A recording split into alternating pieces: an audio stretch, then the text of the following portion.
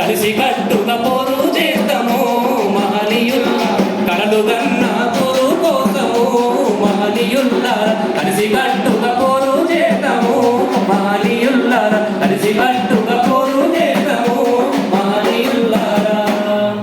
So చాలా మంది పెద్దలు అన్ని విషయాలు చాలా వాళ్ళ పర్సనల్ అభిప్రాయాలు, అదేవిధంగా సమాజంలో ఉండే డిస్పారిటీస్ ఏదైతే ఇంకా ఉన్నాయి వాటి గురించి మాట్లాడడం జరిగింది.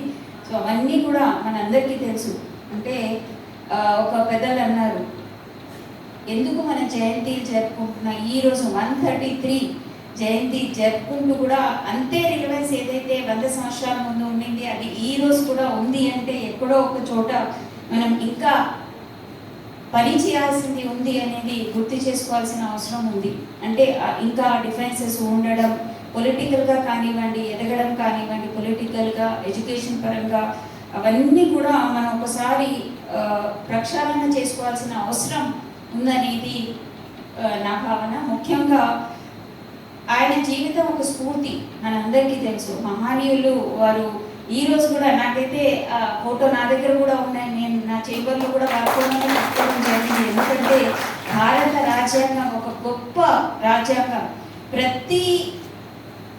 అంటే ఇండియాలో మనకి అందరికీ తెలుసు స్వాతంత్రం వచ్చిన తర్వాత, స్వాతంత్రం అప్పుడు లేనప్పుడు కొన్ని సమస్యలు ఉన్నాయి బ్రిటిష్ కాలంలో, కానీ ఇండిపెండెన్స్ వచ్చిన తర్వాత ఎన్నో సమస్యలు. ఎందుకంటే మన భారతదేశం ఒక గొప్ప దేశం, ఒక కల్చర్ ఉంది, ఇన్ని రాష్ట్రాలు ఉన్నాయి, ఇన్ని కింగ్డమ్స్ ఉన్నాయి అప్పుడు. దాని తర్వాత ఎన్నో కల్చర్స్ ఉన్నాయి, ఎన్నో రిలీజియన్స్ ఉన్నాయి, ఎన్నో వాళ్ళు చదివిన చదువుకి, వాళ్ళ మేధస్సుకి ఆ బాధ్యత ఇచ్చిన తర్వాత ఈరోజు ఏ సమస్య వచ్చినా 100 సంవత్సరాల తర్వాత కూడా ఒక సమస్య వస్తే మనం రాజ్యాంగం వైపు చూస్తాం, దానిలో ఒక పరిష్కారం తప్పనిసరిగా ఉంటుంది అనేది చూసి, అంటే అంత విజనరీ ఆయన అని మనం చెప్పక తప్పదు.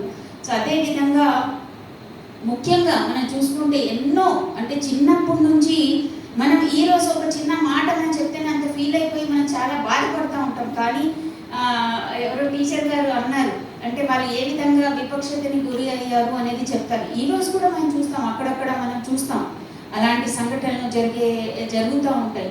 కానీ అన్ని సంవత్సరాల ముందు, 100 సంవత్సరాల ముందు కూడా వాళ్ళు 100-130 సంవత్సరాల ముందు చిన్న వయసులో నుంచి అమ్మ వాళ్ళు 6 సంవత్సరాలు ఉండేటప్పుడే వాళ్ళ అమ్మగారు చనిపోవడం జరిగింది.